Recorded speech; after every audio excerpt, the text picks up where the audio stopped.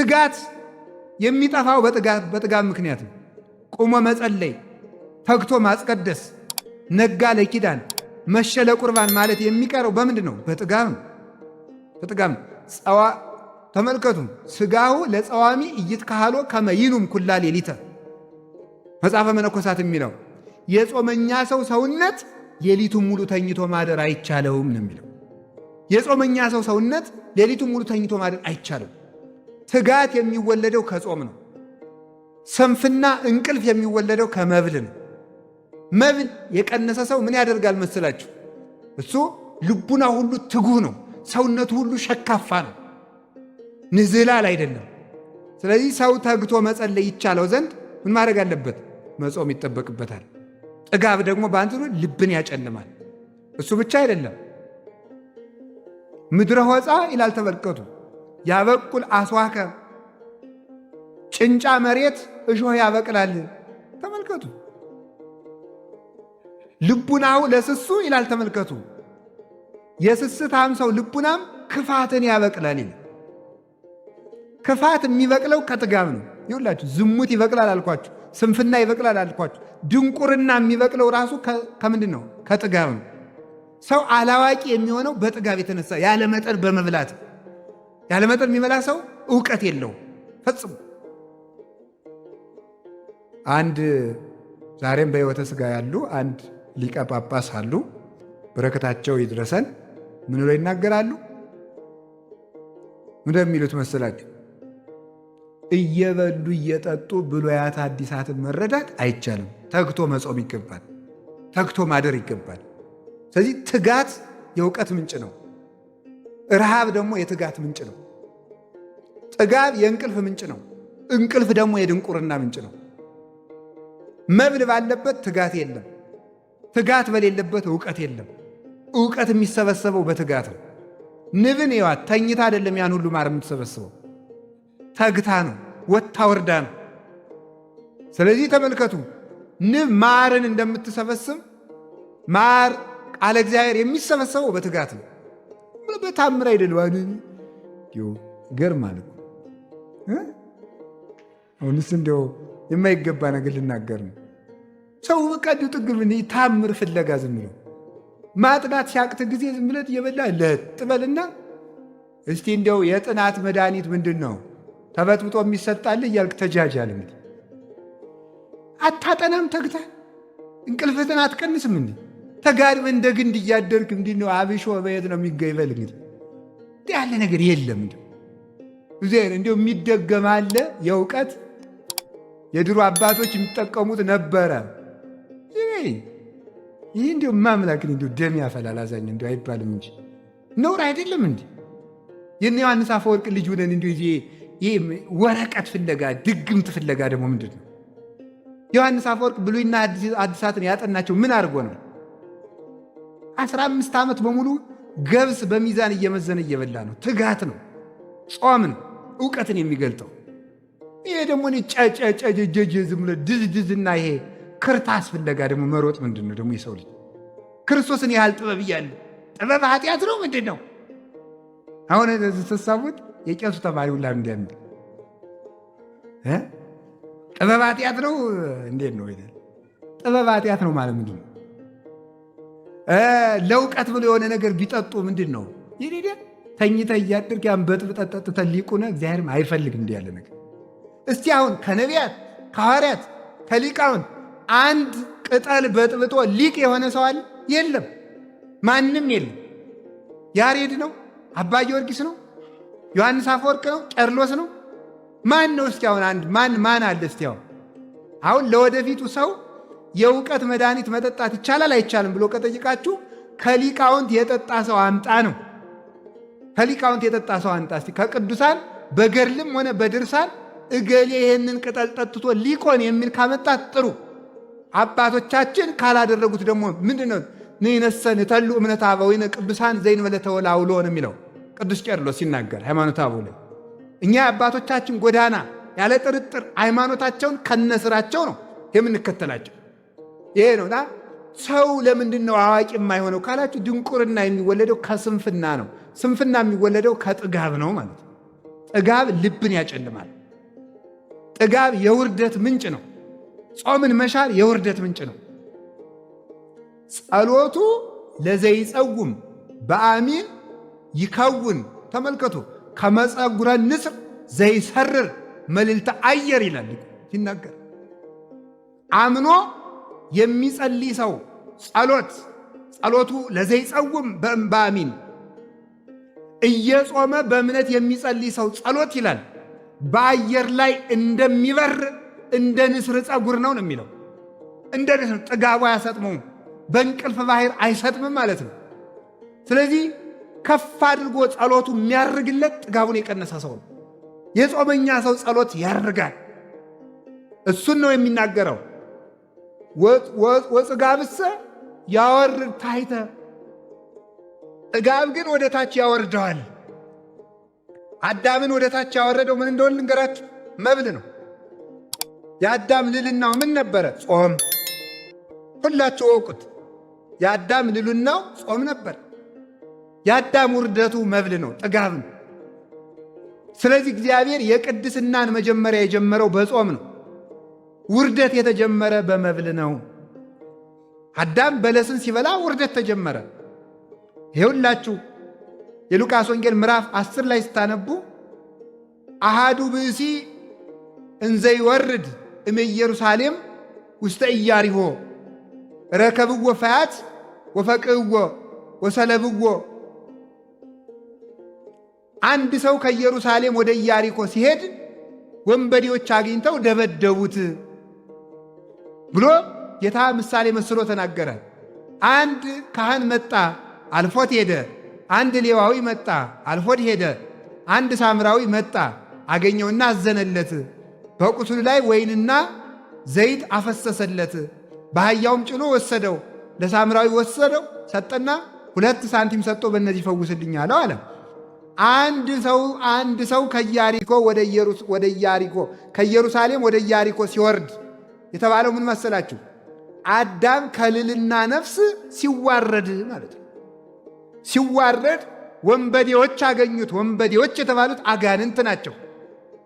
አዳም ከኢየሩሳሌም ወደ ኢያሪኮ ሲወርድ ማለት ከቅድስና ወደ ኃጢአት ወደ ውርደት ሲወርድ አግኝተውት ወንበዴዎች ደበደቡት ማለት። አዳም ሲወርድ አጋንንት ደበደቡት። አዳም መውረድ የጀመረ በምንድን ነው? በመብል ነው። አጋንንትን የሚሰበስባቸው ምንድን ነው? መብል። አጋንንት እኛን በዝሙት የሚደበድቡን፣ በቂም የሚደበድቡን በምን ይመስላችኋል? በነገር የሚደበድቡን በምን ይመስላችኋል? በጥጋብ። አዳም ሲወርድ የተገኘ በመብል ነው። ሲወርድ ባያገኙት ወንበዴዎች ባልደበደቡት ነበር። የደበደቡት ደግሞ ሲወርድ አግኝተውት ነው። የወረደ በጥጋብ ነው። አየህ። ስለዚህ አዳም የወረደ በመብል ስለሆነ የአዳም ውርደት በመብል ስለተጀመረ ትንሣኤያችንን ክርስቶስ በጾም ጀመረው። ለዚህ ነው መጀመሪያ 40 ቀን ጾሞ ስብከትን የጀመረበት ምክንያት። ውርደት በመብል እንደተጀመረ ትንሣኤ በጾም ይጀመራልና የመጨረሻው ሕይወታችንም ጾም ስለሆነ መብል አይደለም። የሚገርማችሁ ተመልከቱ። ዝውቱ ግብረ አይርው ማሪሳቅ አዘውትሮ ጾም እየሻሩ በሕግ ከተወሰነው ሰዓት በታች ሰዓት እየቀነሱ ጾምን ቀንሶ መብላት የእሪያና የአሳማ ሥራ ነው። የአሳማ ሥራ ነው። ምን ትሑቱ ግብረ ተመልከቱ። ግብረ አይሩ የአሳማ ተግባሩ ምንድን ነው ብለህ ብትጠይቀኝ አለ። አሳማ ተግባሩ ምንድን ነው? አኮኑ ተጸምዶ ለመብል ዘይንበለ ውሳኔ፣ ያለ መጠን መብላት ነው እንጂ ሌላ ምንድን ነው? ያለ ጊዜው መብላት አይደለምን ይላል በመጽሐፍ ቅዱስ። አሳማ እንደማይበላ ታውቃላችሁ አይደል? ይበላል አይበላም? ለምን የማይበላው? አሳማ ለምን የማይበላው? ሆዳም ስለሆነ ነው። አሳማ አይበላም ማለት ሆዳም ሰው አይጸድቅም ማለት ገብቷችኋል? አሳማ አይበላም ማለት እሱ ነው እንጂ እግዚአብሔር ስለ አሳማ አለመበላት ብቻ ነው የሚተናገር። እያንዳንዷ የብሉይ ኪዳን ቃል ወርቅ ስለሆነች። ሌላው አሳማ ባለቤቱን የሚያውቀው መብል ይዞ ሲመጣ ብቻ ነው፣ ሌላ አያውቀው። ውሻ በሽታ ነው የሚያውቀው፣ አሳማ በመብል ነው የሚያውቀው። ስለዚህ አሳማ አይጸድቅም፣ አሳማ አይበላም የተባለበት ምክንያት አሳማ ጌታውን የሚያውቀው ሲያበላው ብቻ እንደሆነ እግዚአብሔርን ሲያበላቸው ብቻ የሚያመሰግኑ ሰዎች የእግዚአብሔር ሰዎች አይደሉም ማለት ነው። ለዚህ ነበር ጌታም 5 እንጀራ አበርክቶ ካበላ በኋላ እየተከተሉ የፈልጉትን ሰዎች አራራራ እንዲህ እያደረገ የሚያበላ ከሆነስ እናንግሰው። ይሄ ቢራቡ ያመሳል፣ ቢታመሙ ይፈውሳል፣ ቢሞቱ ያነሳል። እንዲህ ያለውን ሰው ቢያነግሱት ምን ይብሳል? እናንግሰው። ሐዋርያት ደግሞ ይዋሃል እኛ እንዝላችኋለን ብለው ነበረ። ደው ተሰወራቸው። ሕዝቡ በመርከብ ተሳፍሮ እየፈለገ ሄደ። መምህር የት ሄደህ ነው? ጠፍተን። አማን አማን ብለክሙ አኮ ዘተሐስሱኒ በእንተ ዘሬክሙ ታምራት። አሁን ትምህርቴን ብላችሁ ነው የመጣችሁ? አሁን ታምራቴን ብላችሁ ነው? አላ በእንተ ዘበላይክሙ ወበእንተ ዘጸገብክሙ ህብስተ፣ በልታችሁ ስለጠገባችሁ ነው የተከተላችሁኝ አላቸው። ስለዚህ ጥጋብ ነው እኔን ያስፈልጋችሁና በመብል የመጣ በመብል ይሄዳል አልፈልግም አላቸው። ተገበሩ እንኮሳ እኮ ለመብል ኃላፊ አላ ለኃላፊ ለጠፊ ምግብ ባሪያ መሆናችሁን ተውት። አላ ለመብል ዘይነብር ለሕይወት ዘላለም ዘይወክም ወልደ እጓለ እመሕያው፣ የሰው ልጅ ለሚሰጣችሁ በመልዕልተ መስቀል ሥጋውን ቆርሶ ደሙን አፍሶ ለሚሰጣችሁ ለሕይወት ምግብ ለሥጋውና ለደሙ ተገዙ እንጂ የመብል ባሪያ አትሁኑ። አሳማ አይበላምና ለመብል ልባችሁ ክርስቶስን አትፈጉት ሲል ነው። ሌላው መጽሐፍ ምንድን ነው የሚለው? አዕዋፍ ይሰገሩ በእንተ መብልዖሙ፣ ወፎች የሚጠመዱት በመብል ነው፣ ነፍስ የምትጠመደውም በመብል ነው ይላል። ሰው ወጥመድ ውስጥ የሚገባው በመብል ምክንያት ነው። ኮዳም ሰዎች ናቸው ሀገርን የሚሸጡ፣ ኮዳም ሰዎች ናቸው ሕዝብ የሚሸጡ፣ ኮዳም ሰዎች ናቸው ራሳቸውንም የሚሸጡ፣ የሆዳቸው ባሪያዎች። እለ ከርሶሙ አምላኮሙ፣ ኮዳም ሰዎች እንኳን ወገናቸውን አምላካቸውን ይሸጣሉ። እንደ ይሁዳ ያሉት እለ ከርሶሙ ያመልኩ፣ ሆዳቸውን የሚያመልኩ ብሎ ቅዱስ ጳውሎስ የተናገራቸው እንዲህ ያሉ ሰዎች እባብ ናቸው። የማያፍር ሰውና ሆዳም ሰው እባብ ነው። እባብ መሬትን ይበላል። የሚበሉትን ብቻ እየተከተሉ የሚኖሩ ሰዎች እባብ ናቸው። እባብ አያፍርም፣ በሰው መሃል ሸር ብሎ ይሄዳል። ብእሲ ዘያሐፍር ከይሲ ውእቱ ዘይሴሰይ መሬተ ይላል ማሪሳቅ። የማያፍር ሰው አፈር የሚበላ እባብ ነው ይላል። እባብ በሰው መሃል የማያፍር እንደማያፍር ሁሉ ነውሩን በአደባባይ ሲሰራ ሀፍረት የማይሰማው ሰው፣ ክፋት ሰርቶ የማይጸጸት ሰው እሱ እባብ ነው። ሆዳም ሰውም እንዲሁ አሳማ ነው። ስለዚህ ወፎች የሚጠመዱ በመብል ነው። ጌታችን ኢየሱስ ክርስቶስ ሐዋርያትን እንኳን እናንተን እንዴት ስለ ጥጋብ ተሰበክን እንዳትሉ አደራችሁ። እንኳን እኔንና እናንተን ክርስቶስ ሐዋርያትን እንኳን ያስጠነቀቀበት ርዕስ ጥጋብ ነው። የሉቃስ ወንጌል ምዕራፍ 31 ቁጥር 34 ላይ ምኑ ነበር? 21 34 ላይ ምንድን ነው ያላቸው መሰላችሁ? ዕቀቡ ርእሰክሙ ወኢታክብዱ ልበክሙ በመብል ወበመስቴ ወበፍስታይ ዘእንበለ ግዕዝ። ሥጋ በመብላት ወይን በመጠጣት ልቡናችሁን እንዳታከብዱ ተጠንቀቁ ብሏቸዋል። በመብላት በመጠጣት ልባችሁ እንዳይከብድ ተጠንቀቁ። ከዚህ የተነሳ ነው ብዙ አባቶቻችን ባይታውያን መነኮሳት አባቶቻችን ሥጋ አትብሉ ወይን አትጠጡ ብለው የሚያዙት ከዚህ የተነሳ ነው። ልብ ይከብዳል ብለው። ስለዚህ የልቡና መጨለም ከዚህ ይወለዳል። ጥጋብ፣ ዱላ፣ ድብድብ ሁሉ የአእምሮ መጨለም ሁሉ የሚወለደው ከጥጋብ ነው። ነጽሮት የማይወለደው ከጥጋብ ነው። ተመስጦ የሚጠፋው በጥጋብ ምክንያት ነው። ተመስጦ መብል የመሰጠው ሰው እንዴት ሥላሴ ይመስጡታል? እንዴት ማርያም ትመስጠዋለች? የመብል ነገር የጠፈጠው ሰው መብል መስጧቸው እኮ ነው የድንግል ማርያም ውበት አልደንቃቸው ብለው ሰዎች የጠፉት።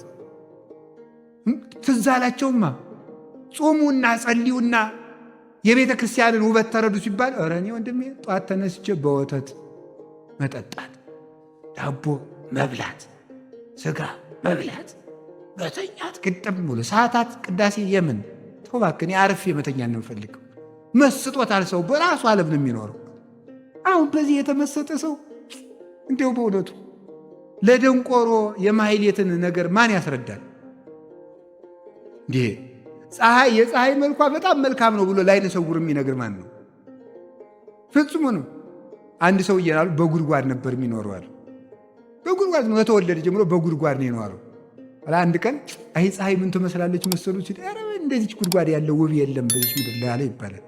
ወጥቶ አያውቅም እኮ ሰው ማለት እና በዚያ ሰጥሞ የሚኖር ሰው ፈጽሞ ለዚህ ነበረ እግዚአብሔር። ተመልከቱ ውሃ የጥጋብ ብዛት ሰውነታችን ጽድቅን እንዳያበቅል የሚያደርግ ረግረግ ውሃ ነው። እግዚአብሔር በኦሪት ዘፍጥረት ምዕራፍ 1 ቁጥር 9 ላይ ለይት ጋባ ማይ ውስተ ምዕላዲሁ ወያስተርኢ የብስ፣ ውሃው በየክፍሉ ይሰብሰብ፣ ውሃው ይሰብሰብ መሬትም ትገለጥ አለ። እግዚአብሔር መሬት ከማብቀሉ አስቀድሞ ውሃው ይድረቅ፣ ጠፈፍ ይበል፣ ደረቅ ይበል ነው ያለ። ውሃ የተኛበት መሬት ለማብቀል አይመችም። 24 ሰዓት በመብልና በመጠጥ የለመለመ ሰውነት ጽድቅን ያበቅል ዘንድ አይቻለውም። ውሃውን ጠፈፍ አድርጎ ሰኞ ውሃውን ጠፈፍ አረገና እግዚአብሔር ማክሰኞ ለታብቁል ምድር ዘርአ ዘይዘራ በበዘሩ ወበበጽጌሁ ወበአርያሁ፣ መሬት ዘርን በየወገኑ ታብቅል ብሎ የተናገረ መጀመሪያ ውሃውን ጠርጎ ነው።